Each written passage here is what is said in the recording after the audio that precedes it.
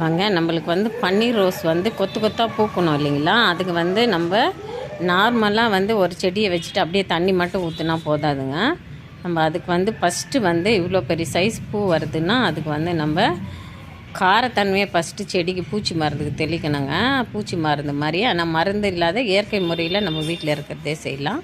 அப்போ தான் பன்னீர் ரோஸ் பாருங்கள் எப்படி கொத்து கொத்தாக வந்திருக்கு. ஒரே ஒரு ஸ்டெம்மில் வந்து 10-12 பூ வருது பாருங்கள். சும்மா பிச்சு கட்டிட்டு வந்திருக்கு பாருங்கள். இதுக்கு காரணம் வந்து நம்ம உரமும் பூச்சி தெளிப்பான் வந்து இயற்கை முறையில் நம்ம தெளித்ததுனால தாங்க.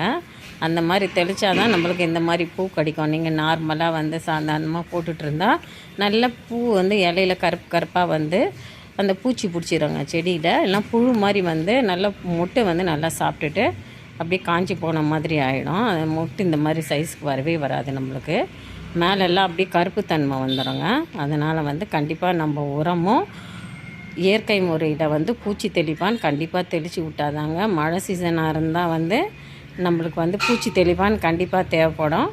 வெயிலாக இருந்தால் நல்ல உரமும் தண்ணியும் நிறைய நல்ல ஹெல்த்தியானது.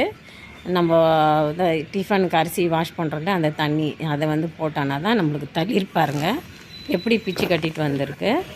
இதுக்கு வந்து நம்ம போடுற உரமும் பூச்சி தெளிப்பான்னா கண்டிப்பாக இந்த மாதிரி போகணுங்க. பாருங்கள் பட்டாம்பூச்சி எப்படி டிசைனாக வந்திருக்குங்க. எல்லோ பிளாக்கில் ஒரு பெரிய சைஸ் பட்டாம்பூச்சி.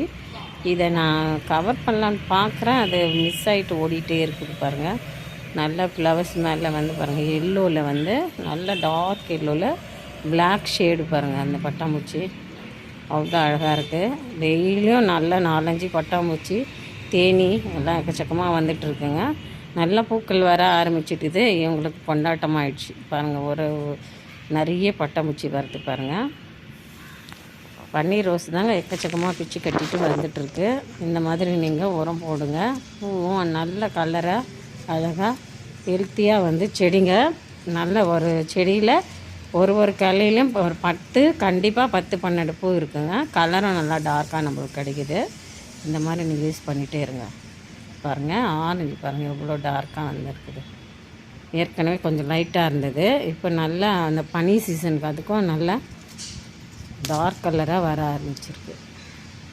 இந்த மாதிரி ட்ரை பண்ணுங்கள். இந்த வீடியோ உங்களுக்கு வந்து இந்த பன்னீர் ரோஸ் செடியோ இந்த வீடியோ உங்களுக்கு பிடிச்சிருந்தா விஎஸ்கே வெள்ளூர் விலாக் சேனலுக்கு சப்ஸ்கிரைப் பண்ணுங்கள். மறக்காமல் பெல் ஐகானை கிளிக் பண்ணுங்கள்.